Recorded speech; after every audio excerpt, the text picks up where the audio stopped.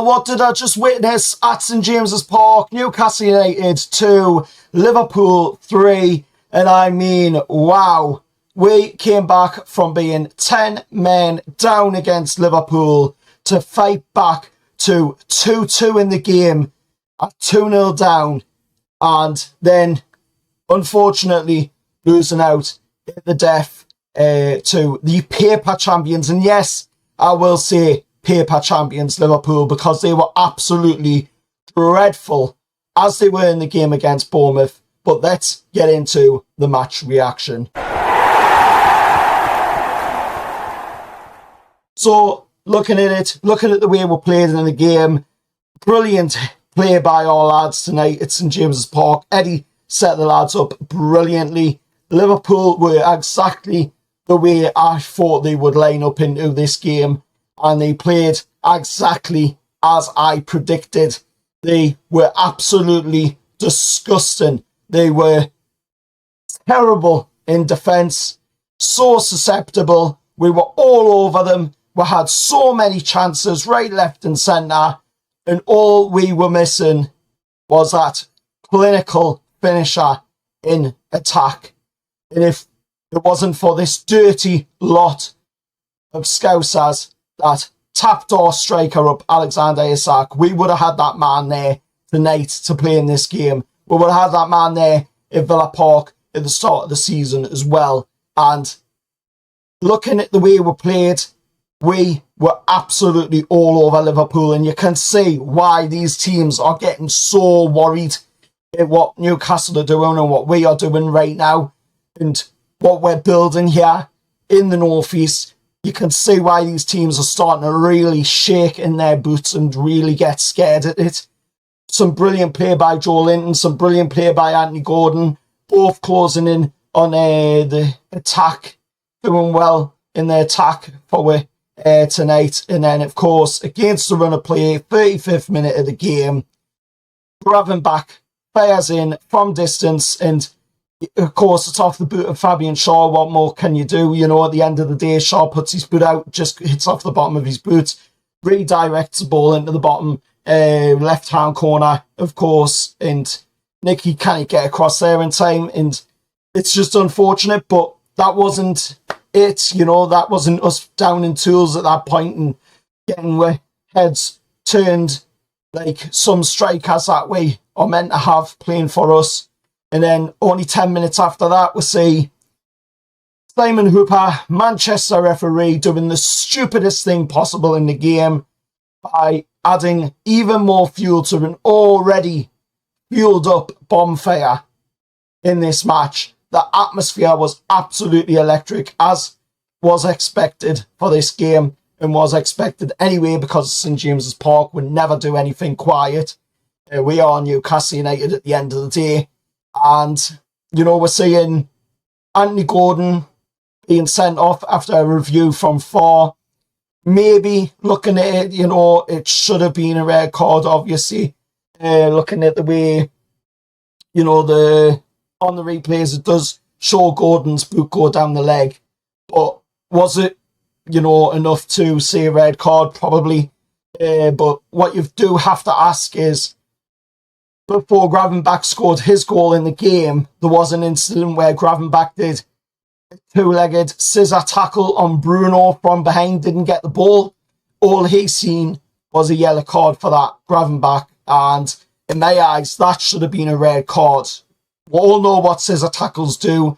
We all know the rule behind scissor tackles. They are a banned tackle. They are a tackle that shouldn't be done in football because it can snap ankles, it can snap legs, it can cause a lot of injuries.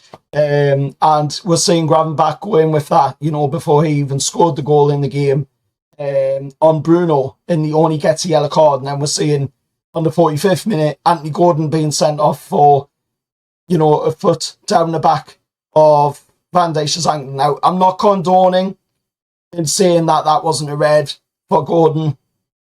It was, you know, but if you're going to give that, you've got to give the Gravenberch one as well, because for me, that was a red card incident, and Gravenberch should have been seeing his marching orders right there, and he wouldn't have been on to score the goal on the 35th minute if he had been sent off then.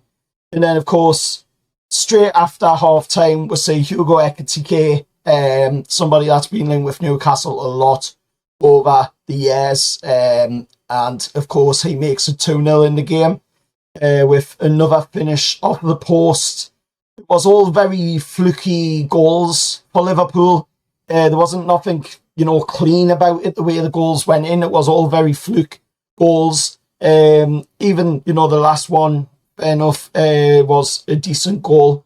We just didn't have the men on the field to close that incident off at the end. But that's what happens, when you've got a situation where there's literally 12 men against you on that field. You've got the referee on Liverpool's side throughout the game.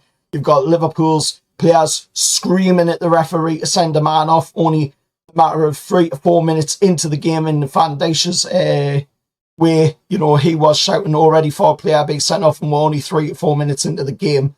So that in itself tells you what he had his mindset on going into the game. But we got back into it. Bruno header, brilliant moment. Tino's cross, lifted into the area. Bruno gets a header. Newcastle 1-2 or 2-1, getting at least a goal back into the game. And then we see young Will Asula, come off the bench as a substitute, and he just pounces ahead of Alisson to level the game on 2-2. And that was just a really great moment to then see, we hopefully capitalise and push forward from that point, which we did really well. We were just going at Liverpool constantly throughout the game. Even with 10 men, Liverpool still couldn't handle, the pressure that were putting on them. And then heartbreak, 90 plus 11 minutes of added on time, of course, and teenage substitution off the bench. Rio Naijoma of Liverpool scores with literally that nigh on the last kick of the game. And like I say, there was just no way we could close it down. It was too late in the game. The players were very tired. There wasn't enough players on the field because the ref had had his way with that, and Liverpool had had the way with that by sending Anthony Gordon off. And then, standing ovation, rightly deserved for the lads, despite the loss.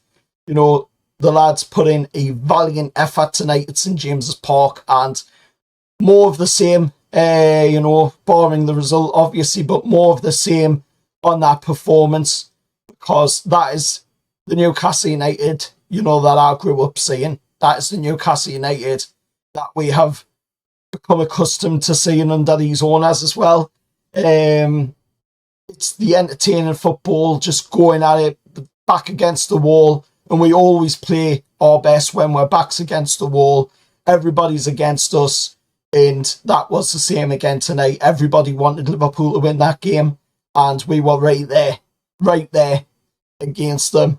Even with 10 men, even with all the advantages Liverpool had in that game, they still weren't good enough to, outplay us on the pitch. And the result, might state that, obviously they've won, but looking beyond the result, looking at the performance, looking at the way the game played out, it was Newcastle United that really won on the night. Let us know your thoughts down in the comments below. Hit that like, share, subscribe to the channel. Who was your man of the match of the game as well? As you can tell, we brought really, really hoarse. It was my sister's birthday as well today. So happy birthday to my sister, who is a Liverpool fan, by the way. So that's, of course, made her very happy today. But we'll move on. We're going to the game against Leeds. A couple of players picked up some knocks as well there, so we'll have to see what happens with them in the coming days when we get a little bit more about that. Joelinton, of course, going off with groin injury, and some other injuries in there as well for Sandro Tonali. But till next time, remember that like, share, subscribe to the channel, and I'll see you all in the next one. Oh, well, lots.